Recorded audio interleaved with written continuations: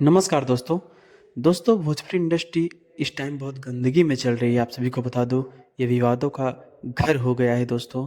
हर जगह पवन खेसारी, पवन खेसारी, पवन खेसारी। दोस्तों, एक इंसान, दोनों सुपर स्टार हैं, आप सभी को पता है, एक ट्रेंडिंग स्टार और एक पावर स्टार। तो प्लीज़ आप सभी से एक अनुरोध कर रहा हूँ कि आप लोग किसी को गंदा मत समझिए, और जो जिनके फ़ैन हैं उनको सपोर्ट करिए, ऐसी बात नहीं है। लेकिन दोस्तों, हर जगह विवादों का ढेर हो गया है।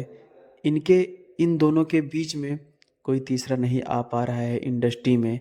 दोस्तों, स्टार तो काफ़ी है लेकिन वायरल कोई नहीं हो पा रहा है। दोस्तों, आप सभी से एक बातें बता दूं कि अगर पावर स्टार पवन सिंह जी संगीत के मामले में बादशाह हैं, ये तो सबको पता है, एक्टिंग के भी, और दहाड़ते रहते हैं शायद हर एक सॉन्ग में।